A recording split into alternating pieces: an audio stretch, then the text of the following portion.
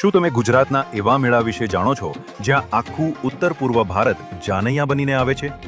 આ છે પોરબંદરના માધવપુર ગેડનો પ્રખ્યાત માધવપુર મેળો. પૌરાણિક કથાઓ અનુસાર અહીં સાક્ષાત ભગવાન શ્રીકૃષ્ણ અને રૂકમિણીજીના વિવાહ થયા હતા. પૌરાણિક માન્યતા અનુસાર રૂકમિણીજીનું પિયર પૂર્વ ભારતમાં હતું.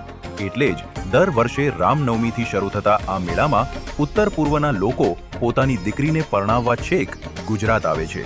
5 દિવસ ચાલતા આ મેળામાં ભગવાનની ભવ્ય રથયાત્રા નીકળે છે. ઢોલના ધબકારે અને ગરબાના તાલે ઝૂમતા હજારો શ્રદ્ધાળુઓનો ઉત્સાહ જોતા જ બને છે. ચૈત્ર સુદ તેરસના દિવસે વિધિવત ભગવાનના લગ્ન થાય છે.